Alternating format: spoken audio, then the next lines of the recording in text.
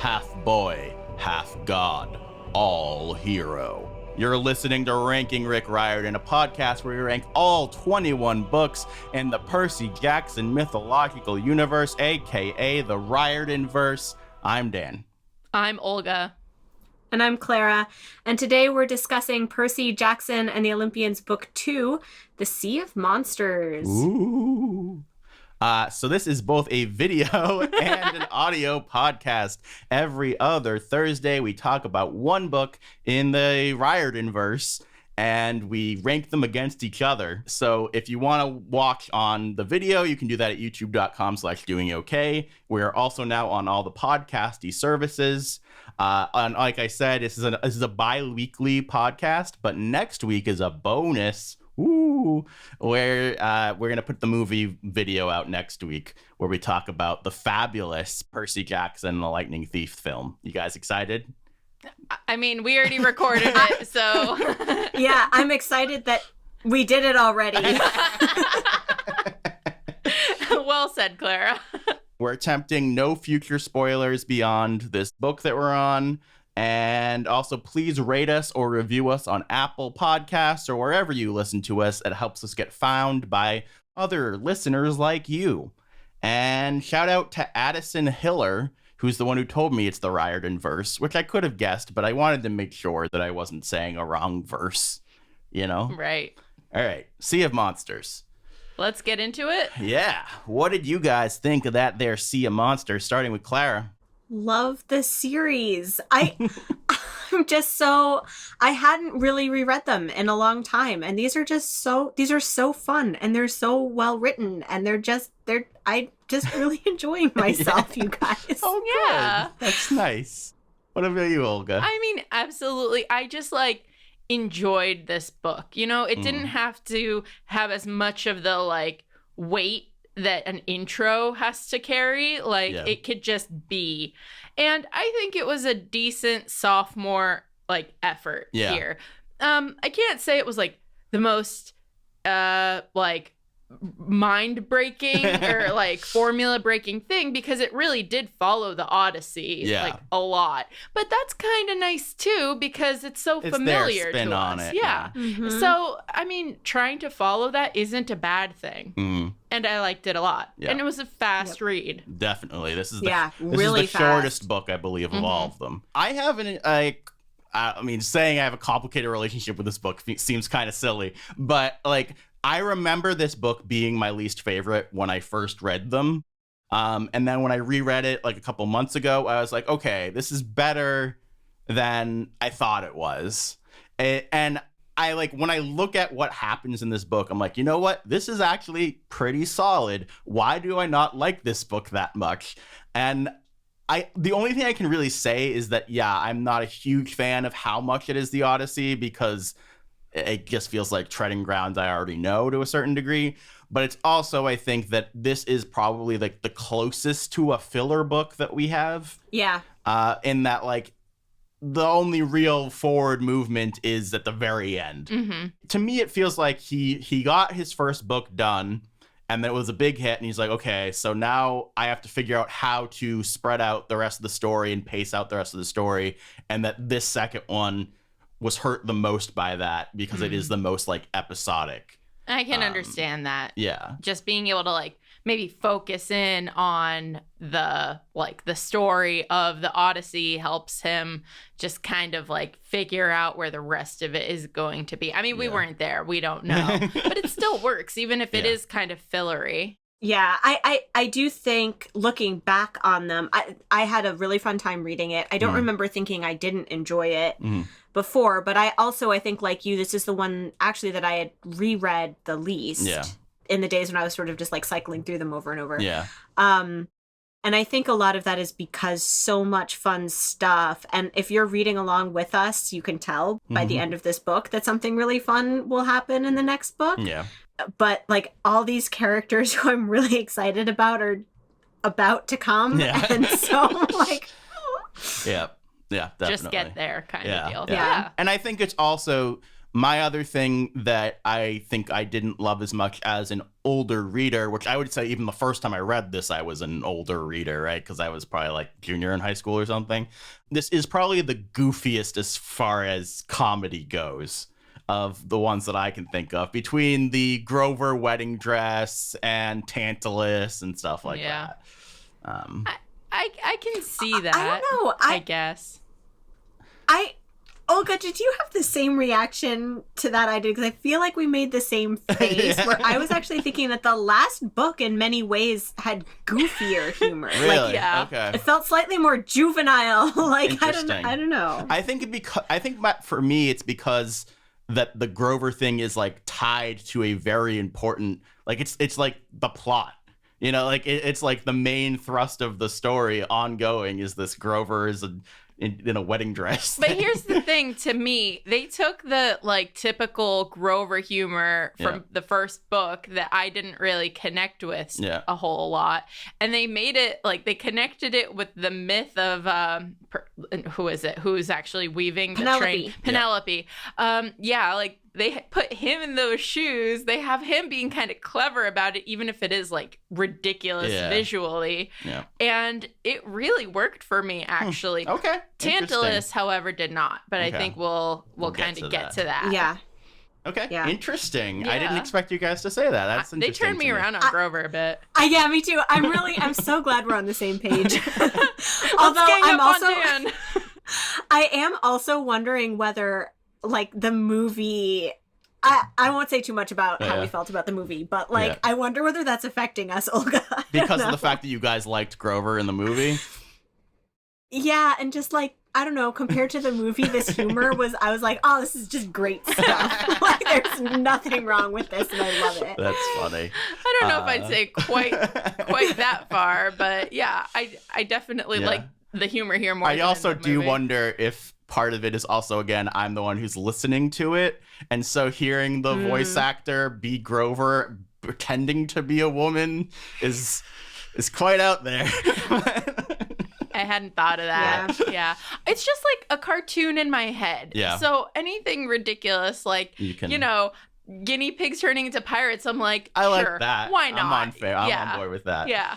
Do you want to get into the recap? Let's do it. Percy dreams about Grover running from a monster and entering a wedding shop. Spoiler alert, the wedding dress becomes important, as we've already talked about.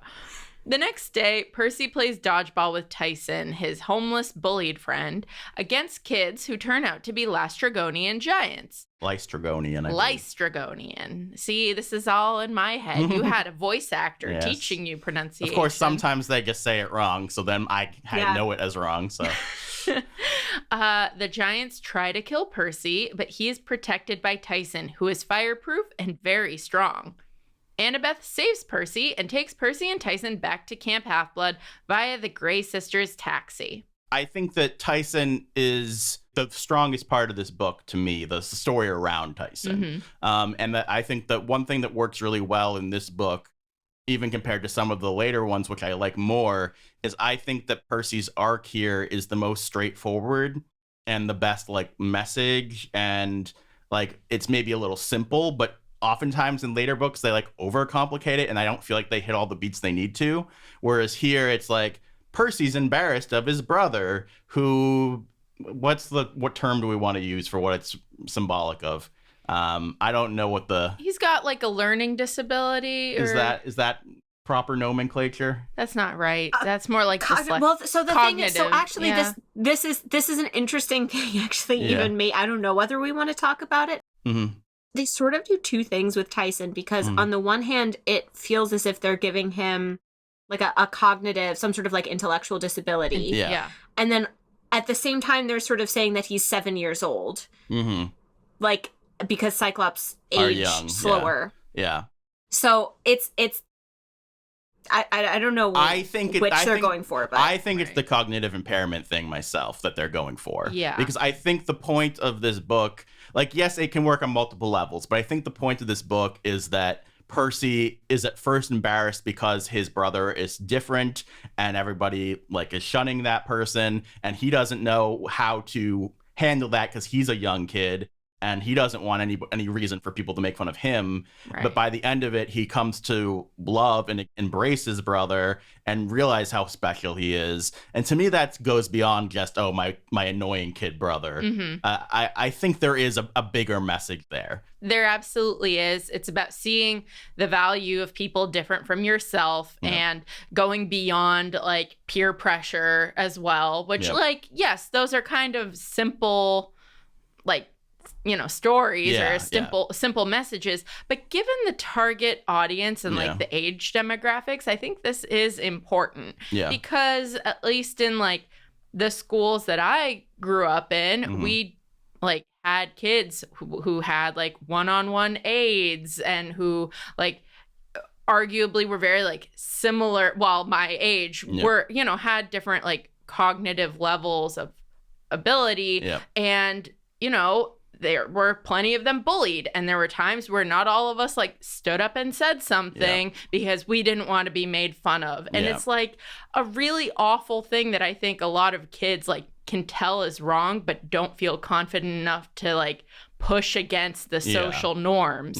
So anyone outside of those norms gets, you know, pushed, marginalized. So it's nice to have like Percy embrace and stand up for him by the end. I would agree with that. In these books in general, they're kids' books, and I feel like Rick Riordan sort of grew and matured and got better at, as far as my memory serves, better and better at being more nuanced in these things. I think it's a good message. I think it's an important message.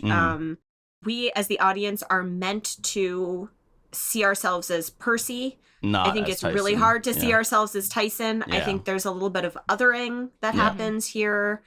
I don't know how nuanced it is. I also think it's a messy metaphor in some ways, because I also think there's aspects of it that remind me more of Lupin from Harry Potter too, where it's like, oh, you can't trust these people, and like the whole like we all have like negative, like, not to say that people don't have negative stereotypes or whatever about cognitive disabilities, but it seems more like, oh, they're all bad, which I think is kind of a separate thing.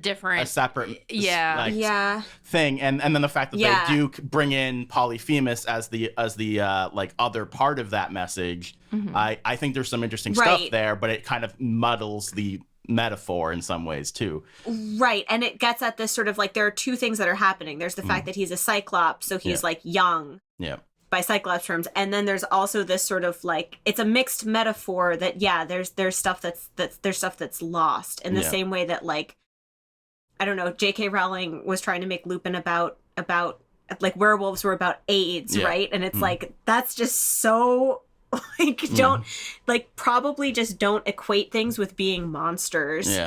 Like, don't equate humans with monsters unless you're talking about like humans being monstrous.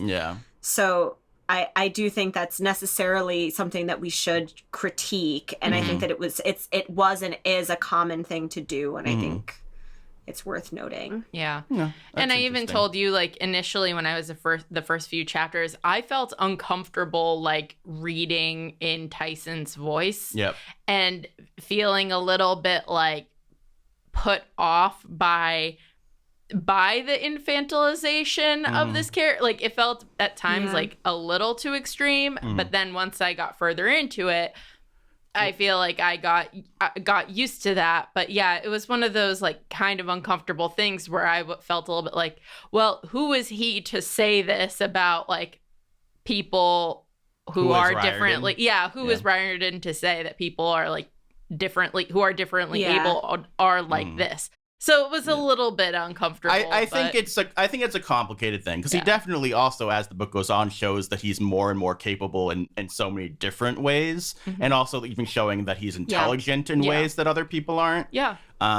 So I mean, to me, in my mind, I think this is more good than bad, but I do recognize that it's a complex thing like that, and that I totally understand if people feel differently than I do. Right. But at least going back to the story structure part of it, I do think that for Percy, his arc in this book works really well. Mm-hmm. Do we want to go back to the recap? Yeah. Right. We weren't just talking about Tyson as a character. We were in the middle of talking about the book. At camp, they see the Colchis bulls attacking Clarice and the other kids on guard duty. Thalia's tree has been poisoned and is no longer protecting the camp. Chiron has been fired as camp activities director and is replaced by Tantalus, summoned from the fields of punishment. Let's talk about Tantalus.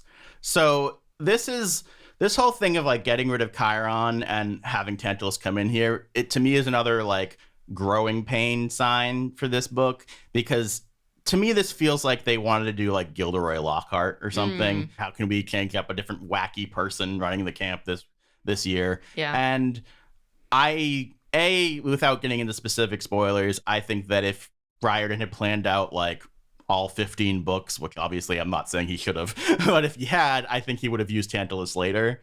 And that he's really just like an annoyance here. And I'm not a huge fan of that part of the book. Yeah.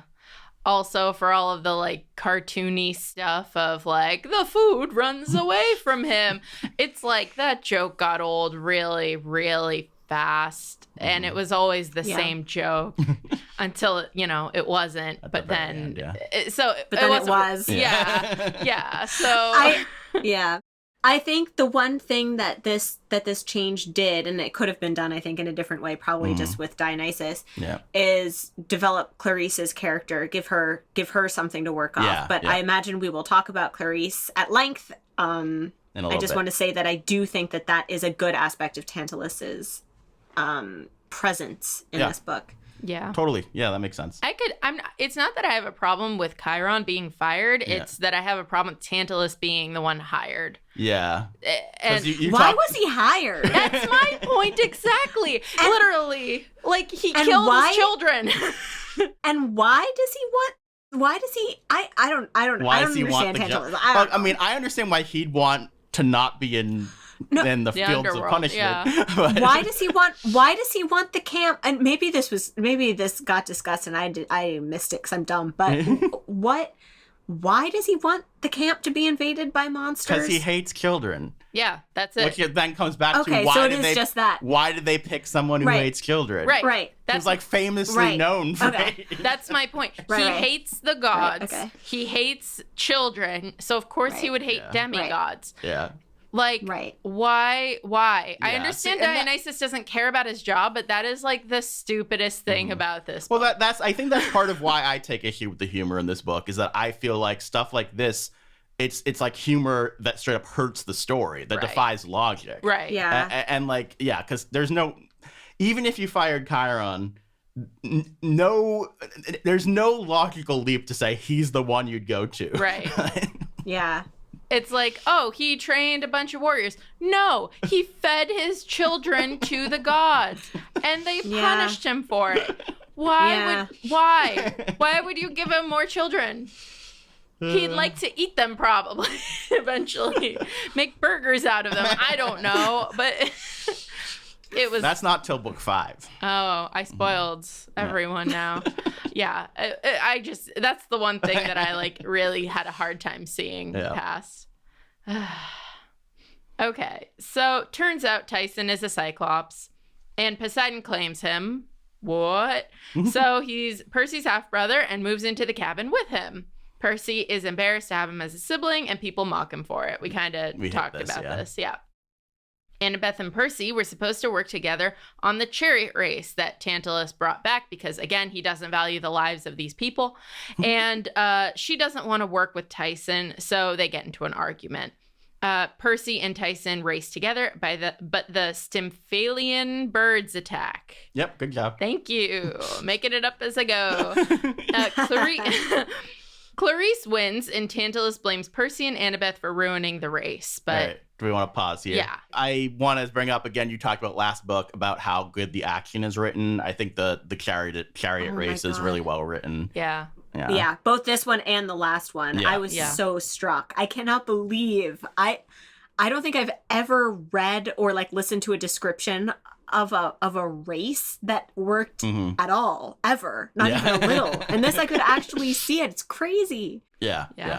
So Percy and Annabeth reconcile, 5 minutes later after they got into their tiff. And he tells her about his dream/empathy link with Grover, who has been captured by Polyphemus because he thinks Grover's a lady Cyclops and wants to marry him. They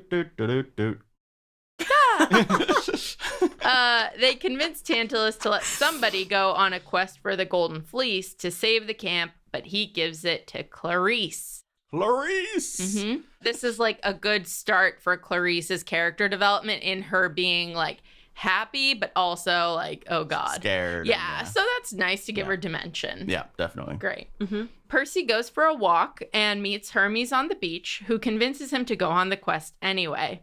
He gives Percy a flask filled with the winds and magic vitamins. He summons Annabeth and Tyson and disappears when they arrive. Hippocampi arrive in the ocean to bring the trio to the passing cruise ship, the Princess Andromeda. Luke owns the ship and he captures them, revealing that he is helping Kronos reform and overthrow Olympus. They manage to escape and go ashore. So the boat's awesome. Yeah. I really love the Princess Andromeda. Yep. And the regular humans being creepy. And yeah. I like not the little, but the bear big twins. Yeah. Quite the opposite of little. Yeah. It's just a very fun visual. Can I talk about Luke for just a second? Not his character, but just this whole sort of like what I hadn't noticed when I was first reading these books was the extent to which Luke doesn't just talk about the gods and how bad the gods are and they're mean and they're not good parents and, whatever. But he's talking about overthrowing Western civilization and like putting an end to Western civilization and like the West is bad. And I'm really interested to see where the books go with that particular plotline because I wasn't thinking about that when I was first reading these books in like late middle school, early high school, or whenever I was reading them. Like why someone would have like an actual point in that favor. Yeah. Like I could imagine points, but I think now that's just like sticking out to me. I've been like highlighting it every time I see that. Like, ooh, Rick, what are your politics? I'm like, Yeah. It's interesting that that's your takeaway with Luke because I don't love Luke in this book. To me, they don't ride the tightrope quite well enough. I think he goes a little bit too villainy in this book for me, especially the fact that he almost has the bear eat Annabeth. Right. And it's not a big deal. I can't believe that. I was shocked at that. Yeah, and then they totally, I feel like they retcon that in later books. Like, not that particular thing, but the fact that he would be able to do that. And so, yeah, I see where you're coming from. He has a few good lines that I like, but I feel like they go a little too in the cartoony realm at moments in this one, too. Yeah. Let me clarify. That's much more that's me and Rick. Yeah. That's me wanting to talk to Rick about the West and how he thinks of the West. And now I want to read essays about how people are thinking about this once we've reread all the books. But Luke, I actually thought his dialogue is bizarre because he's like, fetch the, whatever, or like, boy, bring up the whatever. Like he's speaking like he's from hundreds of years ago. It's weird. If anything, he's seeing himself as like the new God. I feel like I can justify it as him being like overcorrecting his just like happy-go-lucky-ish camper self. Yeah. He's like trying what it would be like to be all powerful. Yeah. And I think that works too. Yeah. I don't think it's all bad or all good. I think that there are parts of it that I like, and there are parts of it that feel a little bit too far. Honestly, if they just cut him wanting to have Annabeth eaten, I'd feel a lot better. Yeah. But I do like Kronos in this book, and he's not, you don't see him much, right? Yeah. But the fact that his plan is so multi-layered again, and this time I feel like is much less like obvious as far as figuring that out, as far as like he wants Luke to let them get away, then he wants Luke to capture them and use the thing on him, but even if that doesn't work, he has a backup plan. I think that was pretty cool. They're still serving him and working with him. And I think the gold sarcophagus and him reforming inside of it is really cool. The idea of like spies at Camp Half-Blood and other demigods joining him is really cool. It's not just like Ares and Luke and Kronos and the other monsters. It's grander than that. It's a revolution to overthrow Western civilization. Yeah. What's not to love? Like, for real. I often Clara, they're planning on sending all of us regular humans back to the caves. Like, this is gonna be a good time for us. Maybe we deserve it. I don't know. Maybe we do. That's a conversation for another day. And the recap. Okay, so back ashore, Tyson stumbles upon a monster donut shop, which is a chain associated with the number of heads a Hydra has. Which somehow Sons of Hermes have figured out. I love this. Yeah. I love it. It's a very interesting idea. I also, just to talk about Hermes, because we kind of skipped over him, I really like Hermes. Yeah. Me too. I really liked Hermes. I liked his conversation with Percy. Also, how they brought up Luke and how, Percy was, apologetic, but also, bitter. Mm-hmm. And Hermes was just, exactly what you want him and think he would be. Yeah. It was so good to me. It does bother me that so many of the demigods don't get powers. Why Hermes kids have no powers? Ares kids have basically no powers. They're not the big three. Yeah, I guess. I mean, it's the big three. I was about to start talking about other characters. Yeah. No. But also, minor gods later on, if you're, kids of Hecate and stuff, you get way better powers than if you're, the son of Ares. Which I think seems kind of dumb. Well, so I will say Hecate is different. And I mean, we can maybe even talk about that briefly because this time we see Circe. Hecate is a goddess of magic. And magic is not just for the gods. Magic is specifically for mortals, which is actually a really cool thing. Okay. So, I don't know. Okay. I buy that one.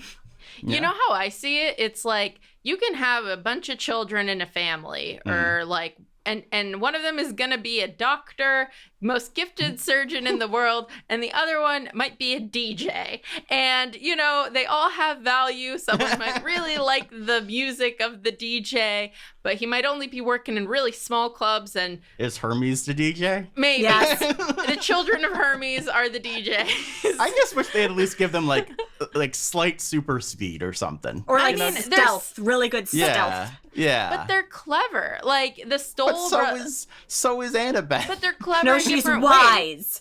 Oh, yeah. I'm sorry. It's and that's what I'm trying to say, is it's maybe the children of Hermes aren't going to be the most gifted with the organs, but they still bring something to the table. I'm just saying, I'd rather be a Cyclops than most of the demigods. I also said demigods really weird. I'm about to say something mean about your vision. Oh. Anyway, back to the recap. I can say back to the recap. I feel a bit awful. I have 4 eyes, not 1. Oh, fair enough. What Greek god is that?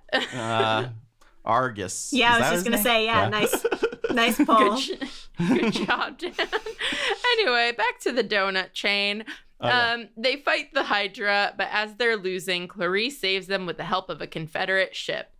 And something I thought was interesting is so we talked before about, I had said, why did they use the Hydra in the first movie when he's going to be in the second book? Yeah. And so Olga thought that meant that the Hydra was a big deal in the second book, and then it's kind of a pretty minor It was the worst use of a monster, in my opinion. This was such a lame way to use the Hydra. I mean, I like it for the chain joke, but the actual fight with the Hydra is very minor compared to the fact that it's the Hydra. Yeah. It was not worth it. It was not worth. I mean, great joke, but can't you have a badass fight scene along with it? Mm. Percy overhears Ares verbally abusing Clarice, and he feels bad for her. Again, dimension. Lovely. Yeah. All right, let's just talk about Clarice now. Yeah, let's do it. We can jump ahead and just say that at the end, Percy ends up helping and letting her finish the quest on her own. I really like Clarice. I really like Clarice because she gets to not be a really fun, good friend. And I love that. She can be a good hero without being a good friend, for example. I would not call her a good friend. She is doing her duty. She is like trying to live up to her father's expectations. He seems like a really crappy father who scares her a lot. She flinches when he raises his hand, hearkening back to last week, the last book with Gabe, like overtones of domestic violence. So Ares sucks, and Clarice is really trying to do what she can. She stands up to Tantalus. Good stuff, and yet she's not really sympathetic, but she's very sympathetic, and without a huge amount of screen time. So I'm just really impressed. Also, I ship her and Annabeth in this book. Anyway, that's just an aside. Ooh.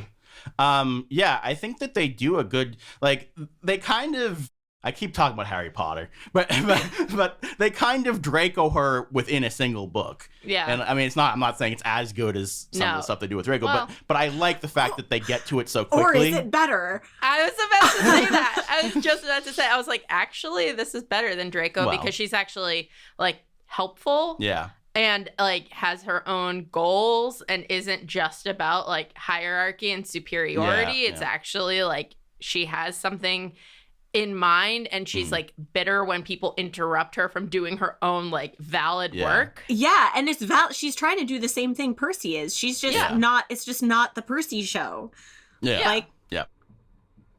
She's also kind of stupid a few times though at the end there. I mean, she can't be too much of the protagonist. She's not smart or wise or clever, and I can love that about Clarice. Yes. Fair.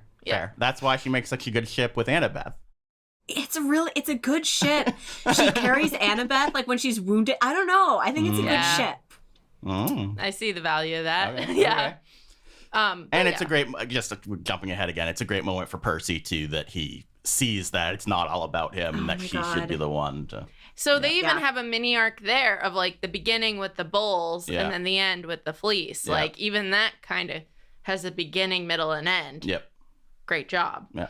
All right, so they enter the Sea of Monsters, aka the Bermuda Triangle. The ship's engine is overheating as they try to sail between Charybdis and Scylla.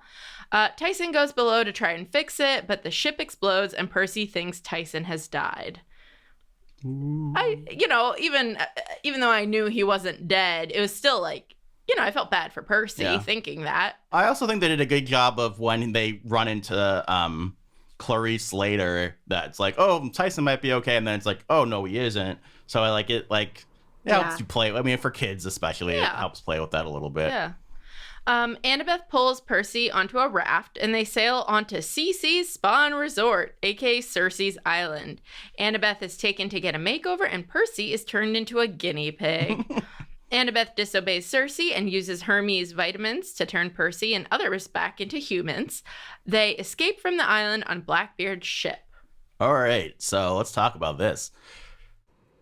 Circe's one of my favorite characters in Greek mythology, and also if you have not, if any of you really like Greek mythology and want to think more about it, the book Circe by Madeline Miller is fantastic. It's a telling of Circe's story from her point of view. It's really good. Like, it's feminist. It's like good. It's good stuff, you guys. Please read it. It's really fun. Sorry, that's my plug for another book. I love Circe. I'll stop talking. No, that's totally There's a valid. lot of podcasts to go, Clara. Don't stop. I mean, especially, the one sad thing about this is, I guess, future spoilers, she doesn't show up again. Which, I mean, I haven't read all of them, but as far as I'm aware, she doesn't show up again, which I think is kind of a bummer, but this is one of my favorite parts of the book, for sure. Yeah. And keep an eye out to this section, because I will say this chapter might be the most important chapter for the future of the series in this book. Circe not withstanding. Yeah. Yes. I just really like the fact that she was like, I've moved on from pigs to guinea pigs. They're like much more compact and they don't smell as bad. And she's got like a side business of sending them to schools to be classroom pets. It was just like the humor here worked. The like her goals, I guess, like her point of view works. Even the way that she's like defeated, the way Percy also like thinks about her and adores her. Like, all of this is just really interesting. Yeah. Really cool. And I like that it's also Annabeth being badass as, like, a way of saving him. Yeah. I would not, if Percy had defeated Cersei, it would have been crappy. Yeah. Right. Because Cersei is this sort of, she's a woman who turns men into pigs. And, like, that's worth thinking about. Most would say men do that to themselves. And and they sort of make that point here, right? Like, it's just like, oh, Percy, this is your true nature. Like, so if Percy had defeated her, it would have been bad. Yeah. I have two things I want to talk about with this. One is I do like that they show Percy as a guy having his own physical insecurities here. Yeah. Which I think is great because you don't see that very much, especially not from like he's still like a somewhat fit, skinny guy. That doesn't mean that he isn't insecure about certain things. He's still the action hero of these books. Yeah. So, yeah. So I like that. How do you feel about the whole like, it's this island for women, but they all have to wear makeup and do makeovers, and Annabeth isn't good enough on her own and she needs to be made better aspect? I saw this as like it's feminism, and again, I don't know like too much about the Cersei myth. I haven't read the grander texts on feminism involving her story. I'll save that for Clara. But the way I read it here was it's like feminism on Cersei's terms. Like, it's still her above all others. It's still like this thing of how women at their worst, or one of our worst like stereotypical traits, is our cattiness and our like ability to like cut each other down with our insecurities and target each other. So this thing of like, she knows what's best, she'll determine the path for Annabeth. It's a way of not necessarily being like, oh, Annabeth needs these things to have value. It's a way of like making sure Cersei knows that Annabeth like is only good on Cersei's terms. So yeah, I think it's like catty and complex. I think there are really interesting things that are about witchcraft and the nature of witchcraft and sorcery, having ties to like, well, we can call them like stereotypical ideas of the feminine, but like about beauty as power, and like the seductress or the temptress as being a sort of archetype of sorcery. Cersei's really powerful, and that power is what makes her beautiful, but also her beauty is what makes her powerful. Like, I think there are some I think he's drawing on a really long tradition of equating sorceresses with these other things, and I think he does it. I think he does it well for the medium he's writing in.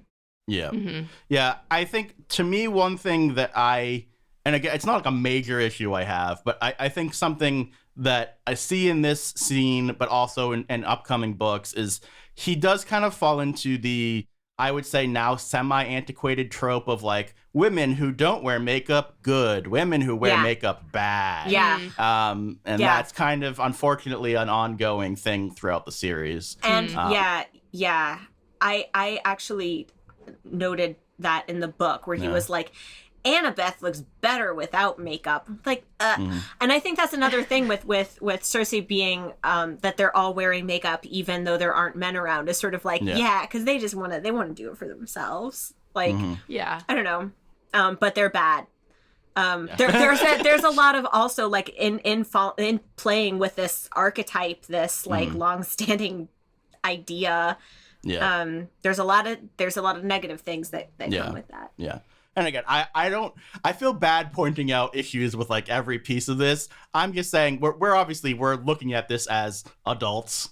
And so even though I really like a lot of like, this is again, is one of my favorite scenes in the book. I still feel like it's worth picking apart a little bit in that I'm way. sure that when I was like, that age and reading this book where Percy says about Annabeth, wow, she looks really good with the makeup, but she looks good without it too. Like, she looks better without it, but like, it's different seeing her glamorous. She doesn't need it though. Like, I'm sure that moment meant something to me as like a preteen girl being like, wow, boys don't need me to be like those other girls to have value. And now as an adult, I'm like, yeah, but it's okay if you want to do that. Like, it's fine.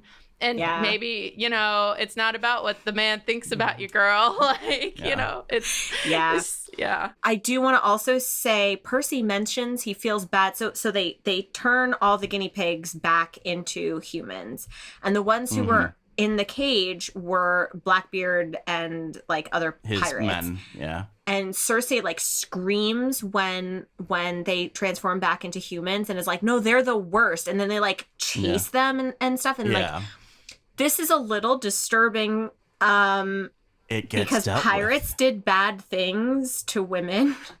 And Percy even says like, it felt a little bad, but like, oh, well, I guess that's what they get.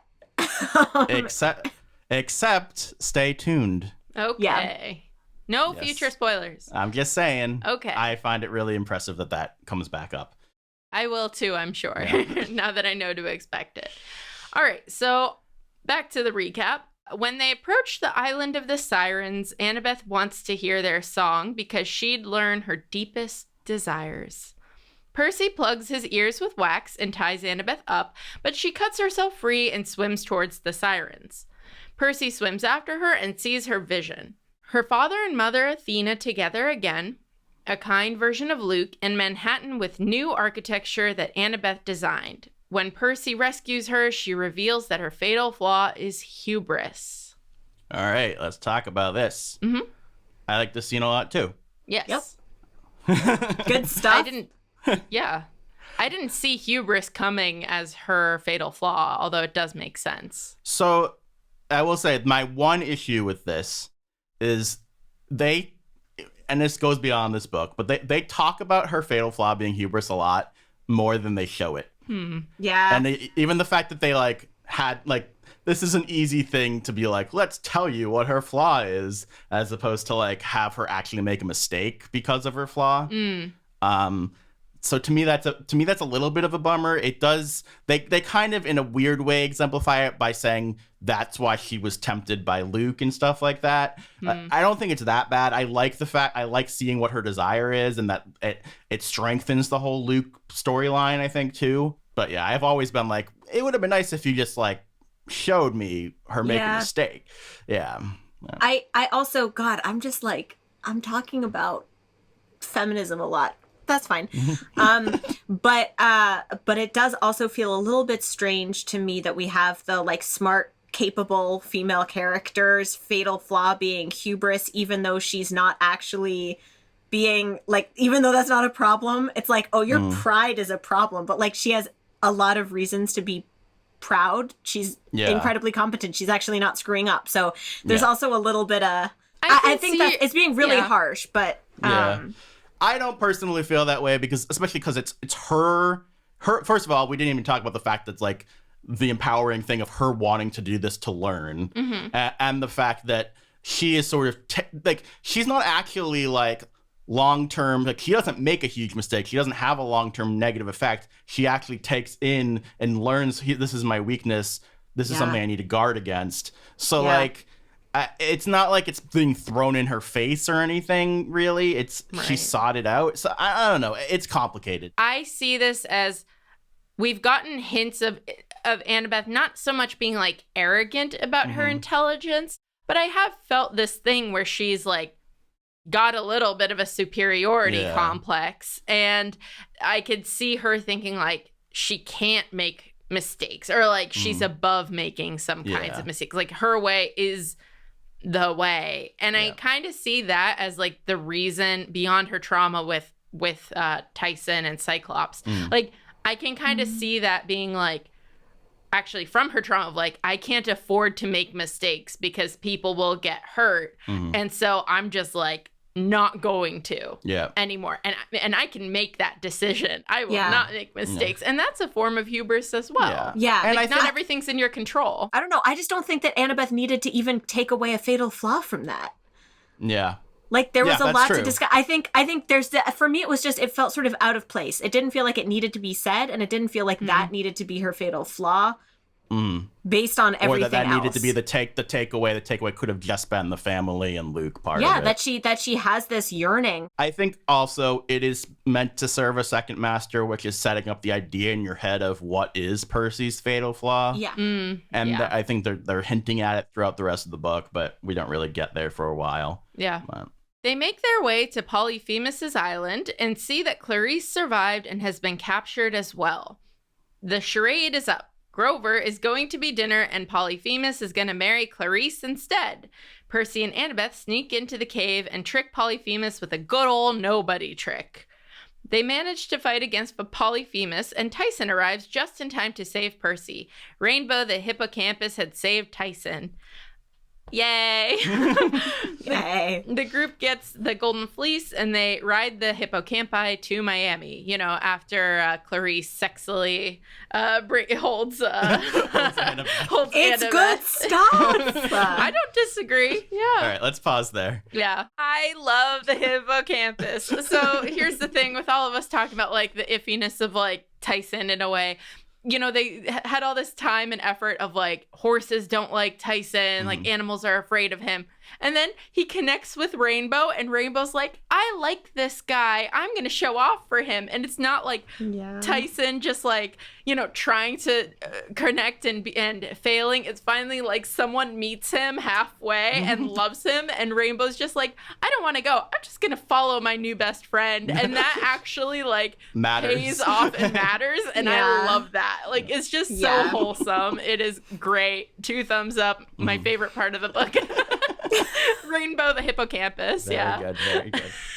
I want to talk about Polyphemus because in the ending battle, again, it's sort of mixing metaphors like I talked about earlier, but there's some really interesting stuff there that as far as we shouldn't kill him and they were stealing something that was his and he eats satyrs, but he's a monster who eats satyrs. So, like, he actually makes some valid arguments with them, which I did not really see coming. Yeah. And yes, ultimately, he's still a villain because he betrays them repeatedly. But I appreciate that he actually wasn't just a monster. My thought about it is, one, wouldn't he just reform if they did kill him? I was a little but you're confused. still banishing him to Tartarus, and he might be there for like a decade. That doesn't seem that long. Tartarus is really bad. Okay. All right. So, you know, I'm not saying that I'm like rooting for them to have like killed him. Yeah. It just raised that question where I was like, he's not good. Like, he's still like forcing marriage on someone too. Like, it's not just about eating satyrs and like having the golden fleece that he also took. Like, it's not but just now that. they're taking it from him, so it's like what makes them better than he. I mean, their cause is more noble than him wanting to have like a pretty island. Yeah, but they're and still meals stealing to come it to from him. Yeah, I'm not gonna justify his actions. I think for me it just has that feeling of like when you're watching an action movie and like there's a lot of people dying and getting killed like in every scene, but then they fight the big bad and they're like, oh no, we won't kill you to show that we're noble. And it's like, but you killed but the Hydra. Yeah.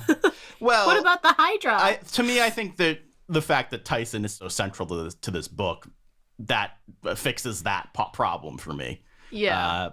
Also, the Hydra has no like sentience. Well, okay, they killed Medusa. Yeah, Medusa wanted to kill them, and Polyphemus wanted to eat them. Yeah, but he only went after them after they went after him. Because I don't know. He tried to eat. Because he tried to, eat their friend. Grover. Yeah, because that's what he eats. No, he eats sheep too. He also eats sheep. He just loves the tasty treat of satyrs. And we eat vegetables, but we love turkeys and things. Turkeys aren't sentient. They drown if they raise their necks up. My point, I'm not saying he's like totally the best guy in the world. Okay. My point is, I think, I mean, I would have been totally fine with them killing after he betrayed them, honestly. Mm-hmm. Yeah. But Percy pausing and giving him the chance to walk away, yeah, I thought stuff. was really good. I'm not saying it's a bad thing. I just wasn't like completely sure because of the rules of the universe. Yeah. But yeah. I think actually Percy pausing and not doing it, and then them also giving Tyson the ability to do the same mirrors Percy letting Clarice take the fleece back. Yeah. It's a sort of like, let him also be able to make these decisions. And it also kind of mirrors Sally from the last book. Exactly. Yeah. Percy is a really, really good hero. Yeah. Like, I'm shocked. Yeah. So I have a question about Tyson and Polyphemus here as well. What did you guys think about Tyson's like speech where he's basically saying like Cyclops are meant to like scrabble out a hard life, and that's a reminder for us to be like blessed by the gifts that we do get from the gods, and Polyphemus just kind of grew greedy and lazy and didn't really appreciate that. Like, is that the lesson that you guys would have taken away from that had he not said it? I want to talk about like Greek text for a second here, because we were talking about Hermes earlier, and one of the reasons I find Hermes awesome is because he really clearly articulates this idea of family, like Greek pantheon family, as being like, you try not to kill each other, but like, wow, keep it to a minimum. And there's this sort of, it's like this very ancient idea, life really sucks.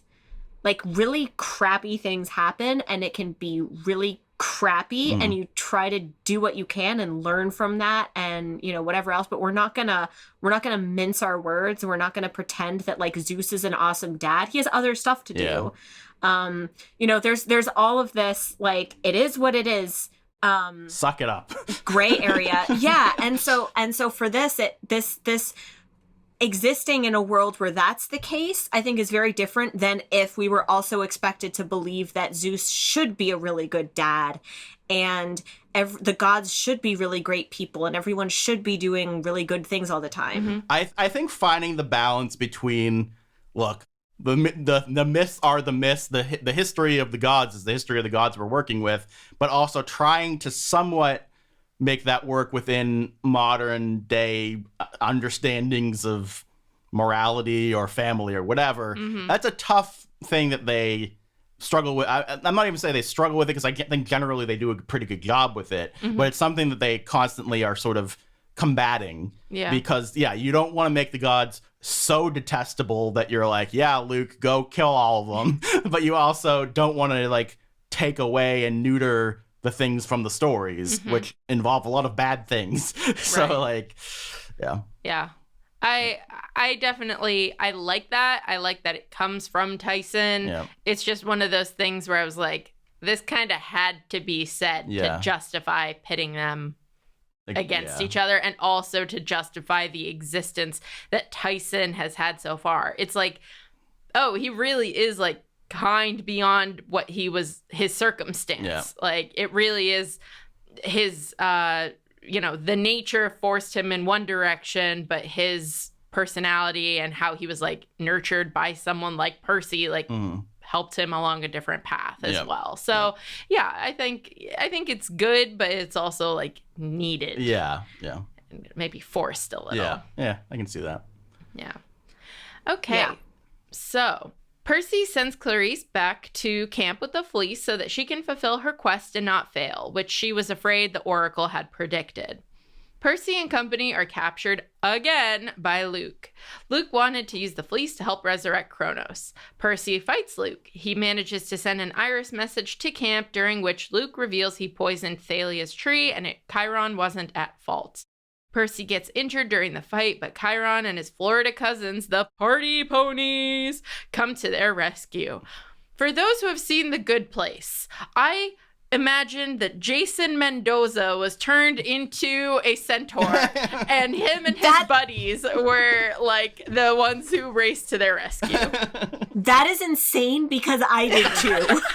Yes. Yes, Clara. That's really funny. Oh my god. It's just like, yeah, jalapeno poppers in Greek mythology. Perfect. That's really funny. That's another podcast.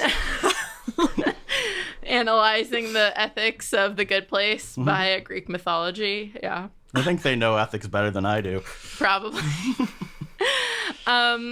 Okay, so I feel like we kind of discussed we've all of this. All right. So when they make it back to camp, it turns out that the Golden Fleece healed the tree a little too well, and Thalia has emerged from the tree alive and well, giving Kronos another playing piece with which to fulfill the prophecy in which he could overthrow Olympus with a child of the big three.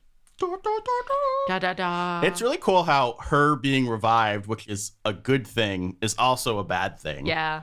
Yeah. Yeah. And the reaction where everyone's freaked out, like the tension in this scene is so good. Yeah. It's a great cliffhanger for the next one. Oh my god, it's so Yeah. good. It made me, the book that I'm reading, it has the first chapters of the third book in the back. Yeah. So I was like, if I could just like keep going. I was like, no, we have to do it for the podcast. That's funny. Yeah. I also like the fact that Thalia's like the visions of her started in the previous book, and you know, it's just like they're two very connected and well, you know, done stories. Yeah. For as much as I said about like how it feels like this one is sort of a filler-ish one, like he did set this up in the previous book, which is pretty great. Yeah. So. Yeah. I'm so excited for the next book. Yeah. All right. What's next in our list? All right. Well, now we're just going to rank. Okay. Do the ranking part of Ranking Rick Riordan. Well, so two things I changed in our rankings here. Okay. One is I changed best monster for best baddie because like Cersei's not a monster. Right. And also like Luke. My feelings for Luke and Kronos is that we leave them off the table until the fifth book. Like, so then we can just like talk about them overall. Yeah, that's fair. Yep. So that's the best baddie. And then I don't know if you guys agree with me about this, but when I originally put in best location, I meant it as best like real world location and how they utilize the real world location. So for me, I don't think there is one in this book. Yeah. The best we have is Bermuda Triangle or Miami Beach, but neither of those are good enough to rank in my opinion. I agree. Agreed. Okay. And I would actually, Dan, I would be inclined to keep that as how we rank, and this week there just isn't one to put in. Yeah.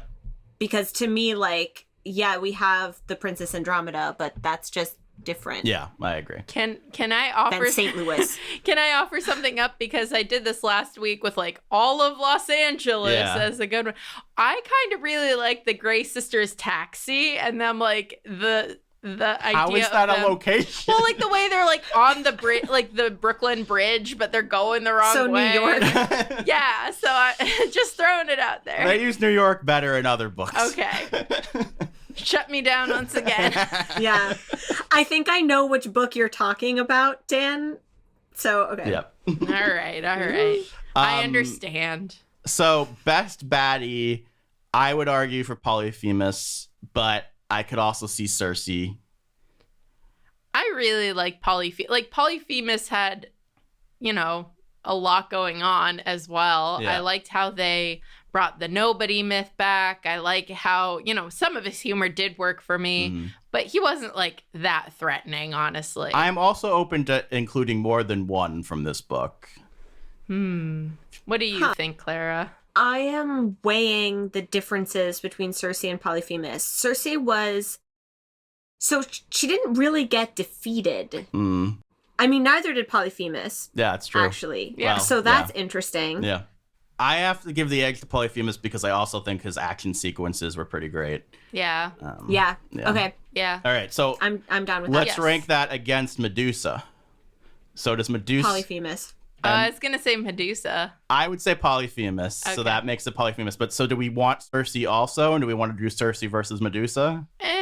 I'm good without Okay, that. we'll just... I'm good. Okay, so Polyphemus number 1, Medusa number 2. I'll write this in the outline later. Great. No location, hero of the book. Clarice. I was going to argue for Tyson. Oh, yeah. I would argue for Percy again. Huh. Well, This is interesting. So one of us has to change to somebody else's point of view. I like Tyson. I was gonna say Clarice. If you had to pick, I'm not changing my mind. Ugh. Oh, if I had to pick between Clarice and Tyson, Yeah, Percy's on the list. We're not I don't think we want to use him more than once. I don't. Okay, no, that's fine because I Yeah. can just say, okay, Yeah. this is like who embodies the hero thing. I honestly right? just meant like best positive character. Well- like best not baddie. But you can make it like who's a better hero if you want. I But- want it to be like who's a better hero, like Okay. actually embodies heroism. I think Tyson does because he actually. I think Tyson does. Okay. Yeah, like he had the furthest to go in a way. Yeah. Okay. All right. Tyson. Although, actually, wait. I actually don't think Tyson had the farthest to go. I think Clarice had the farthest to go for being a good hero. I will give it to Clarice. And but she's definitely going underneath Percy. Yeah. But why don't we put both of them? Let's just put both of them. Tyson is really good because Tyson is really he good. wasn't set up Tyson to is be, really good. He wasn't set up to. He wasn't given the tools to be a hero. That's what I mean. Of like he Yeah. had further to go. Clarice was training, and yeah, she was like the daughter of Ares, but that doesn't make her like on the path of villainy either. Yeah. So to me, him being like a monster and being like, you know, nurtured into having skills and strengths and like I just a want team both player. of them on the list. Yeah, okay. I do too. All right. Especially since And we're you like want him above Clarice? kinda, yeah. And you definitely don't want him above Clarice. No, I definitely just want Percy at the Yeah, top. That's really all I Percy's care at the about. top. Percy, Tyson, Clarice. There we go. So we're really opening things up to multiples. Yeah. All right. Then I want to put Cersei on the list of battles. Okay. If we're definitely doing Yeah. that, then I want her no more on than there. no more than 2 per book. Okay, 2 Yeah. per book is Okay. our And yeah. Cersei's at the bottom, right? Yes. Yes. Yeah. Okay. Yeah. All right. I can work with that. And best god. Hermes. Yeah, I think it Hermes. has to be Hermes. Hermes or Hades, who goes up first? Ooh. Hermes. Yeah, I really Yeah, I agree. That speech, I mean both of the talks he has, but that talk at the end is really great It is. and morally ambiguous and perfect for his character and I love it. yeah. Cool. Yeah. You have him being that like sly, witty, funny like guy in the beginning and then he has this depth in the end Yeah. and that's Yeah. it was really good. Yeah. And they didn't need to make Hermes a character that had depth. was Right. The other thing. No, Yeah. Yeah. they didn't. Yeah. All right. Best book.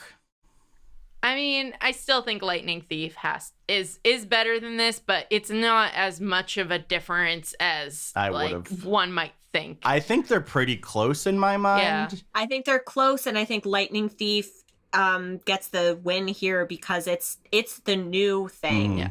It's the trailblazing Yeah. one. Yeah. And I do like a lot of the play. Like, again, like the fact Yeah. that this is like all on water. It's like Yeah. the IGN meme with the too much water thing. Do you guys know this? You guys You've know lost me. this? It was a meme. So there was a Pokemon review back in the day where there's one of the Pokemon games, like almost all of the game is on water. And so they have like pluses and minuses at the bottom of the review. And one of the minuses was too much water. And people like flipped their poop about that. And it became a meme. Okay. But yes, too much water. I like the casino and going to the underworld and all that stuff in the first one. Yeah. So Yeah. yeah.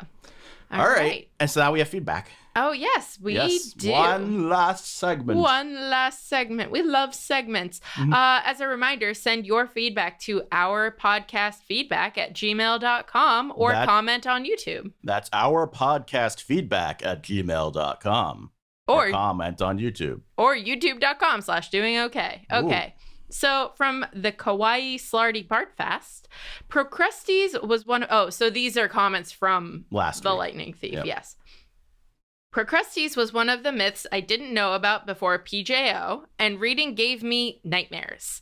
So Krusty was a serial killer with an iron bed. His shtick was to get people to sleep in it, and if they didn't fit in it, he'd stretch them or chop off their legs. You know, perfectly normal stuff.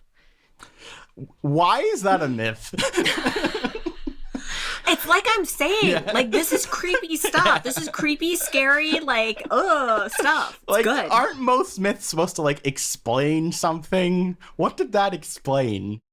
Men are perverts. You don't want me to start talking about the role of myth in, like, humanity, but I will for hours. Maybe it was a message about OCD. Which is? Well, that he could handle people not fitting perfectly in the bed, so he went crazy. But that's not like cutting off your own legs because they don't fit in the bed. This is like murder. Well, I'm not saying it's a positive thing about OCD. The Greeks thought OCD was akin to being a serial killer. Like, what? Moving on. Thank you. Jessica Garza Marroquin writes in. So just, Jessica, we had to trim down your feedback a bit. Guys, I am so happy that you are doing this. PJO verse, so this is another verse. We're just going to call it Riordan verse. Okay, is my second favorite book series, and this year I started to read the books. I'm rereading them in chronological order, including the novellas and the Greek gods and Greek heroes, which Percy narrates, and they are hilarious. Yeah, so if you don't know, in addition to the short stories, there are also, like, books that, like, explain the actual myths from Percy's, like he's explaining the myth to you, basically. Also, that reminds me that I meant to say that there is a short story specifically about Percy and Clarice going and doing a thing and dealing with, what's his name, Phobos, the god of fear, which sounds kind of cool. I haven't read that one yet, but it sounds cool. Ooh, I love it. Yeah.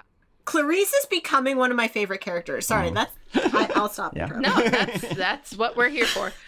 What do you think about the Fates and the scene with them cutting the thread? Also, did you like the prophecy? I love them and think they're always very cool and interesting. Mm-hmm. That's true. We haven't been doing, like, reading out the prophecies. Maybe we'll start doing that. Yeah. I like their double meaning. I enjoy that. Yeah. The Fates, I kind of forgot about them. Yeah. And then when they came up again in this book, I was like, oh, cool, good. All right, he has like 3 years to get it together. All right. Before snip, snip. That typically means something else. I know. All right. Any last words, guys? Oh, my God. That's a way to end. And we'll see you when the Titan gets cursed.